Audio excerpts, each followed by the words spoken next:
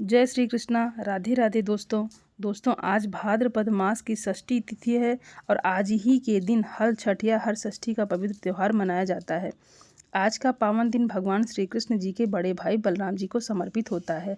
हल छठ का व्रत रखने और इसकी व्रत कथा को सुनने से मनुष्यों के सभी जाने और अनजाने में किए गए पाप नष्ट हो जाते हैं और सभी मनोकामनाएं पूरी होती हैं। संतान की लंबी आयु के लिए यह व्रत रखा जाता है और भगवान के आशीर्वाद से संतान के जीवन पर आए सभी संकट दूर हो जाते हैं। भगवान श्री कृष्ण के बड़े भाई बलराम जी का प्रिय अस्त्र हल ही था। किसान के लिए हल और बैल बहुत महत्वपूर्ण होते हैं, इसलिए वे बलराम जयंती के दिन व्रत रख कर हल, बैल और हलधर बलराम की पूजा करते हैं। दोस्तों, जो महिलाएं हल छठ अर्थात हल षष्ठी का व्रत रखती हैं वह इस दिन हल से जुती हुई सामग्री अर्थात अनाज नहीं खा सकती हैं और ना ही गाय का दूध अथवा घी खा सकती हैं। इस दिन उन्हें केवल वृक्ष पर लगे खाद्य पदार्थ खाने की अनुमति होती है। दोस्तों, तो आज मैं आपको हल छठ की बड़ी दुर्लभ ही कथा सुनाने जा रही हूँ। इन कथाओं को बड़ी ही श्रद्धा और प्रसन्नचित्त मन से अवश्य सुनिएगा। दोस्तों, आज की इस वीडियो में पूरी 6 कथाएं हैं, क्योंकि हल छठ के दिन 6 कथा सुनने का विधान है। कहा जाता है कि अगर हल छठ के दिन 6 कथा ना सुनी जाए तो व्रत अधूरा माना जाता है। दोस्तों, आइए बिना देरी किए हुए हल छठ की पहली कथा का रसपान करते हैं। कथा को सुनने से पहले कमेंट बॉक्स में हल छठ माता की जय अवश्य लिखिएगा और सभी सनातनी भाई बहनों से विनम्र निवेदन है कि चैनल को ज़रूर सब्सक्राइब कर लें। दोस्तों, आइए कथा सुनते हैं। प्राचीन काल में एक ग्वालिन थी। उसका प्रसव काल अत्यंत निकट था। एक ओर वह प्रसव से व्याकुल थी तो दूसरी ओर उसका मन गोरस अर्थात दूध दही बेचने में लगा हुआ था। उसने सोचा कि यदि प्रसव हो गया तो दूध और दही यूं ही पड़ा रह जाएगा। यह सोचकर उसने दूध दही के घड़े सर पर रखे और बेचने के लिए निकल पड़ी, किंतु कुछ दूर पहुंचने पर उसे असहनीय प्रसव पीड़ा हुई। वह एक झरबेरी के ओट में चली गई और वहां एक बच्चे को जन्म दिया। वह बच्चे को वहीं छोड़कर पास के गांव में दूध दही बेचने चली गई। संयोग से उस दिन हल छठ था। गाय भैंस के मिश्रित दूध को केवल भैंस का दूध बताकर उसने सीधे साधे गांव वालों में बेच दिया। उधर जिस झरबेरी के नीचे उसने अपने बच्चे को छोड़ा था, उसके समीप ही खेत में एक किसान हल जोत रहा था। अचानक उसके बैल भड़क उठे और हल का फल शरीर में घुसने से वह बालक मर गया। इस घटना से किसान बहुत दुखी हुआ, फिर भी उसने हिम्मत और धैर्य से काम लिया। उसने झरबेरी के कांटों से ही बच्चे के चिरे हुए पेट में टाके लगाए और उसे वहीं छोड़कर चला गया। कुछ देर बाद ग्वालिन दूध बेचकर वहां आ पहुंची। बच्चे की ऐसी दशा देखकर उसे समझते देर नहीं लगी कि यह सब उसके पाप की सजा है। वह सोचने लगी, यदि मैं झूठ बोलकर गाय का दूध नहीं बेची होती और गांव के स्त्रियों का धर्म भ्रष्ट न किया होता तो मेरे बच्चे की यह दशा नहीं होती। अतः मुझे लौटकर सब बातें गांव वालों को बताकर प्रायश्चित करना चाहिए। ऐसा निश्चय कर उस गांव में पहुंची जहां उसने दूध दही बेचा था। वह गली गली घूमकर अपनी करतूत और उसके फलस्वरूप मिले दंड का बखान करने लगी। तब स्त्रियों ने स्वधर्म रक्षा और उस पर रहम खाकर उसे क्षमा कर दिया और आशीर्वाद दिया। बहुत सी स्त्रियों द्वारा आशीर्वाद लेकर जब वह पुनः झरबेरी के नीचे पहुंची तो यह देखकर आश्चर्यचकित रह गई कि वहां उसका पुत्र जीवित अवस्था में पड़ा है। तभी उसने स्वार्थ के लिए झूठ बोलने को ब्रह्म हत्या के समान समझा और कभी झूठ न बोलने का प्रण कर लिया। प्रेम से बोलिए छठी माता की जय। दोस्तों, अब आइए हल छठ की दूसरी कथा को सुनते हैं। मथुरा के राजा कंस अपनी बहन देवकी को विवाह उपरांत विदा करने जा रहे थे। तभी आकाशवाणी हुई कि देवकी का 8वां गर्भ तेरी मृत्यु का कारण बनेगा। यह जानकर कंस ने अपनी बहन और बहनोई को कारागार में डाल दिया और वासुदेव देवकी जी के 6 पुत्रों को एक एक कर कंस ने मार डाला। जब साथ में बच्चों के जन्म का समय नज़दीक आया तो नारद जी वासुदेव देवकी जी से मिलने कारागार में पहुँचे और उनके दुख का कारण जानकर देवकी को हल षष्ठी देवी का व्रत रखने की सलाह दी। देवकी ने नारद जी से हल षष्ठी व्रत की महिमा और कथा पूछी। नारद जी ने पुरातन कथा कहना प्रारंभ किया। नारद जी कहते हैं, उज्जैन नगरी में 2 सौतन रहती थी। एक का नाम रेवती और दूसरी का नाम मानवती था। रेवती के कोई संतान नहीं थी, जबकि मानवती के 2 पुत्र थे। रेवती मानवती के बच्चों को देखकर हमेशा जलती रहती थी और उनके पुत्रों को मारने का जतन ढूंढती रहती थी। एक दिन उसने मानवती को बुलाकर कहा, बहन, आज तुम्हारे मायके से कुछ राहगीर मुझे मिले थे। उन्होंने बताया कि तुम्हारे पिताजी बहुत बीमार हैं और वह तुम्हें देखना चाहते हैं। पिता की बीमारी की बात सुनकर मानवती बहुत दुखी हुई। रेवती कहने लगी, बहन तुम शीघ्र अपने पिता से मिलने चली जाओ। जब तक तुम वापस नहीं आओगी तब तक मैं तुम्हारे बच्चों का ध्यान रखूंगी। रेवती की बात को सच मानकर अपने पुत्रों को रेवती के हाथों में सुरक्षित देखकर मानवती अपने पिता से मिलने मायके चली गई। अब रेवती बच्चों को मारने का अच्छा मौका जानकर उन दोनों बच्चों को मारकर जंगल में फेंक आई। इधर जब मानवती माँ के घर पहुंची तो पिता को स्वस्थ देकर पिता से अपनी सौत की कही बातों को का कुशल क्षेम पूछती है। अब मानवती के माता पिता को कोई अनहोनी का संदेश होने लगता है और पुत्री से वापस ससुराल जाने के लिए कहते हैं। किंतु मानवती की माता कहती है, पुत्री आज हल षष्ठी माता के व्रत का दिन है। अब तुम भी पुत्रों की दीर्घायु की कामना से यह व्रत करके आज की जगह कल चली जाना। माता की सलाह मानकर मानवती पुत्रों की स्वस्थ कामना से हल षष्ठी माता का व्रत धारण कर दूसरे दिन अपने घर जाने को निकल पड़ती है। रास्ते में वहीं जंगल पड़ा जहाँ रेवती ने मानवती के दोनों बच्चों को मारकर फेंक दिया था। वह अपने बच्चों को वहाँ पर खेलते देख मानवती उनसे पूछती है कि तुम लोग यहाँ कैसे पहुँचे। तब पुत्रों ने बताया कि आपके चले जाने पर हमारी दूसरी माता रेवती ने हमें मारकर यहाँ फेंक दिया था। तभी एक दूसरी स्त्री ने हमें फिर से जिंदा कर दिया। अब मानवती को समझती देर ना लगी कि यह सब माता हरषष्ठी की कृपा से संभव हुआ है और माता की जय जयकार करती हुई घर को गई। नगर में मानवती के पुत्रों को पुनः जीवित देख और माता हलषष्ठी की महिमा जानकर सभी स्त्रियां हलषष्ठी का व्रत करने लगी। इसके बाद नारद जी देवकी जी से कहते हैं, अब हरषष्ठी माता की तीसरी कथा सुनिए। चंद्रावत नाम का एक राजा था जिनका एक ही पुत्र था। राजा ने राहगीरों के लिए एक तालाब खुदवाया किंतु उसमें जल नहीं रहा, अर्थात तालाब का सारा जल सूख गया था। राहगीर जब रास्ते से गुजरते तो सूखे तालाब को देखकर राजा को गालियां देते थे। इस खबर को सुनकर राजा बहुत दुखी हुआ कि मैं तालाब खुदवाया परंतु मेरा धन और धर्म दोनों ही व्यर्थ हो गए। इस रोज रात में राजा को स्वप्न में वरुण देव ने दर्शन देकर कहा कि यदि तुम अपने पुत्र की बलि तालाब में दोगे तो तालाब में पूरे जल भर जाएगा। सुबह राजा ने सपनों की बात दरबार में सुनाई और कहा कि मेरा धन और धर्म भले ही व्यर्थ हो जाए परंतु मैं अपने पुत्र की बलि नहीं दूंगा। यह बात एक दिन राजकुमार तक पहुंची तो वह सोचने लगा कि यदि मेरी बल से तालाब में पानी आ जाए तो लोगों का भला होगा। यह सोचकर राजकुमार अपनी बल देने के लिए तालाब में बैठ गया। अब तालाब पानी से लबालब भर गया और जल के जीव जंतु से तालाब परिपूर्ण हो गया। इकलौते पुत्र की मृत्यु हो जाने से राजा दुखी होकर वन को चला गया। राजा ने वन में देखा कि वहाँ 5 स्त्रियां व्रत कर रही थी। उन्हें देखकर राजा ने उन स्त्रियों से पूछा, आप सब कौन सा व्रत कर रही हैं और क्यों कर रही हैं। राजा के पूछने पर स्त्रियों ने हल छठ व्रत की संपूर्ण विधि राजा को बताई। उसे सुनकर राजा वापस नगर को गया और अपनी रानी के साथ उस व्रत को किया। व्रत के प्रभाव से राजकुमार तालाब से जीवित बाहर निकल आया। राजा परिवार सहित हरषष्ठी माता की जय जयकार करते हुए सुखपूर्वक निवास करने लगा। दोस्तों, आइए अब जानते हैं मनोकामना को पूरी करने वाली हल छठ माता की चौथी कथा को सुनते हैं। एक बार राजा युधिष्ठिर ने भगवान श्री कृष्ण जी से बहुत ही दुखी भाव से कहा, हे देवकी नंदन, सुभद्रा अपने पुत्र अभिमन्यु की मृत्यु से बहुत दुखी है और अभिमन्यु की पत्नी उत्तरा के गर्भ की संतान भी ब्रह्मास्त्र के तेज से धीरे धीरे दग्ध हो रही है क्योंकि दुष्ट अश्वत्थामा ने गर्भ को निस्तेज कर दिया है। द्रौपदी भी अपने 5 पुत्रों के मारे जाने से अत्यंत दुखी हुई है।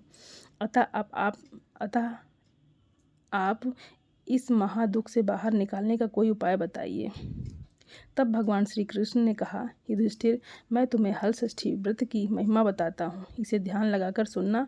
यह व्रत भाद्रपद के कृष्ण पक्ष की षष्ठी पर भगवान शिव, देवी पार्वती, भगवान गणेश और स्वामी कार्तिकेय की विधि विधान से पूजन करने से पुत्र की अल्प आयु और दुख से मुक्ति प्रदान करता है। भगवान श्री कृष्ण जी ने राजा युधिष्ठिर को इस व्रत की कथा सुनाई। श्री कृष्ण जी कहते हैं, पूर्व काल में सुभद्र नाम का एक राजा था जिनकी रानी का नाम सुवर्णा था। राजा रानी को एक हस्ती नामक का पुत्र था। एक बार राजकुमार हस्ती धाय माँ के साथ गंगा स्नान करने गया। बाल स्वभाववश हस्ती जल में खेलने लगा। तभी एक मगरमच्छ ने उसे अंदर खींच लिया। इसकी सूचना धाय माँ जाकर रानी सुवर्णा को सुनाया।